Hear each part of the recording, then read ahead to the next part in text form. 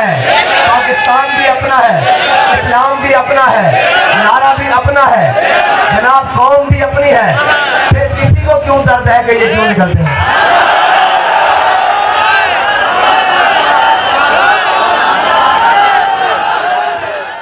قوم ہمارا, گاڑیاں ہماری, پیٹرول ہمارا, خرچ ہمارا, ٹانگیں ہماری, پاؤں ہمارا, پھر جدھر چاہے گا دل ادھر جائیں گے.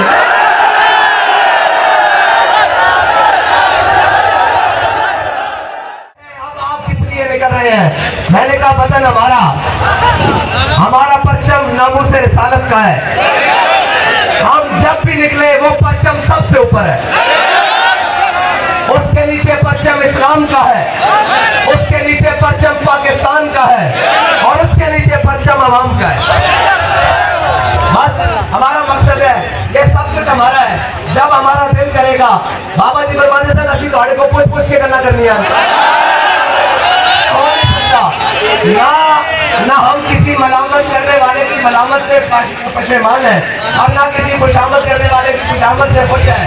ہمارا مقصد حضور کے دین کو دست پر لانا ہے.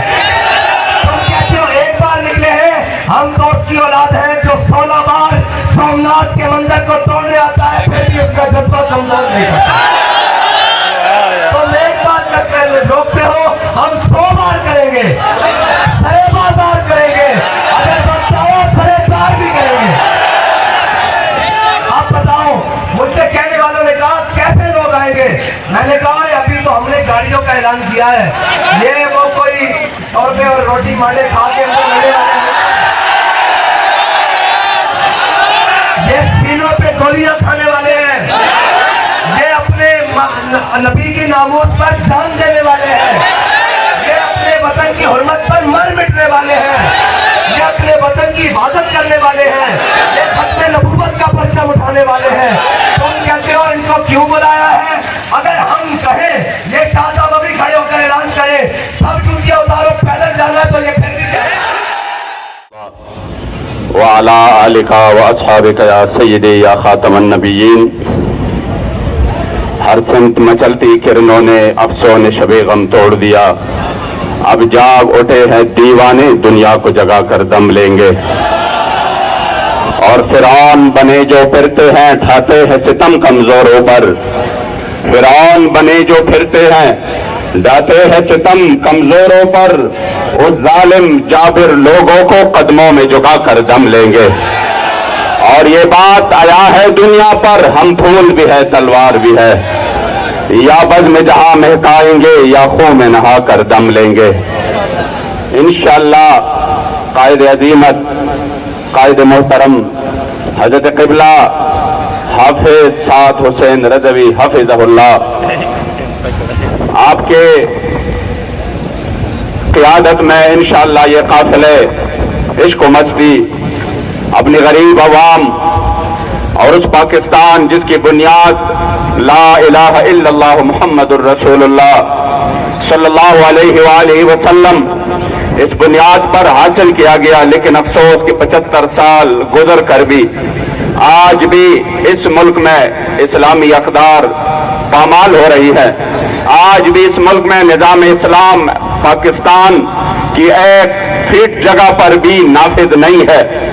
اس لیے قبلہ بابا جی رحمت اللہ تعالی علیہ نے اس ملک میں نظام اسلام کے لیے آواز اٹھایا, اور پھر وہ آواز اللہ کریم جل جلالہ نے آپ کی اخلاص کی برکت سے یہ لاکھوں نوجوان جو اس مشن کے ساتھ کھڑے ہیں, آج مدار قائد سے یہ پیغام دے رہے ہیں کہ جس بنیاد پر ہمارے اسلاف نے ان کا ساتھ دیا تھا اور کہا تھا کہ ہم اسلام کے لیے آپ کا ساتھ دے رہے ہیں, اور اگر بات صرف یہ ہو کہ ادھر ہندوستان میں اگر ہمارے لیے یہ روڈ یہ سب کچھ موجود تھا, اس کے باوجود ہمارے اسلاف نے ان کے پاکستان میں حقیقی آزادی کے لیے جو ان کا ساتھ دیا قائد اعظم رحمت اللہ تعالی علیہ کا, اسی بنیاد کو ہم انشاءاللہ یہاں پر مدار قائد سے یہ پیغام دے رہے ہیں کہ تحریک لبیک اسی نظام اسلام کے لیے انشاءاللہ میدان میں ہے. اور پھر جو موجودہ وقت میں غریب عوام کے ساتھ جو ظلم کیا گیا. اگر IMF کی شرائط کی بات ہو, کتنا ظلم ہے کہ وہ شرائط جو پہلے سے غریب تر ہے اور اس کو آگے نظر ہی نہیں آ رہا کہ میں نے زندگی میں دو ٹائم کی روٹی کس طرح دینی ہے, لیکن اس کے باوجود اس جرائم کے لیے, اس عظیم تر جو ظلم کی شرائط ہے, اس کے لیے اگر کسی کو گھسیٹا جا رہا ہے تو وہ بھی غریب ہے. اس لیے تحریک لبیک غریب عوام کی آواز بن کر ایسے وقت میں جب حکمران اپنی جنگ میں مصروف ہے, انشاءاللہ ہم حقیقی طور پر غریب کا مقدمہ لڑیں گے اس ملک میں, اور غریب کے لیے اور اس ملک میں امن کے لیے اور اس ملک میں حضور کے دین کے لحاظ کے لیے ہر قدم انشاءاللہ اپنے قائد محترم کی آواز پر لبیک کہیں گے. میں آج صرف قبلہ امیر المجاہدین رحمت اللہ تعالی علیہ, کیونکہ مجھے اب بھی وہ وقت یاد ہے کہ یہاں پر جب مزار قائد سامنے تھا اور اس عظیم یہاں پر ایک جلسہ تھا اور بابا جی نے مزار قائد کے سامنے اپنا انگلی مبارک اور اشارہ کر کے کہا کہ یہ مزار اور یہ مزار قائد اور پھر صاحب مزار گواہ رہنا کہ آپ کے اولاد ہے, جو آپ کے جانشین ہے, جو آپ نے نعرہ لگایا تھا, ہم اسی نعرے کو لے کر آج کراچی سے یہ پیغام دے رہے ہیں کہ انشاءاللہ مر جائیں گے, ظالم کی حمایت نہ کریں گے, اور اسی کو ساتھ لے کر انشاءاللہ اپنے قائد کی آواز پر ہر لمحہ انشاءاللہ لبیک کہیں گے. اب آپ سے مخاطب ہوں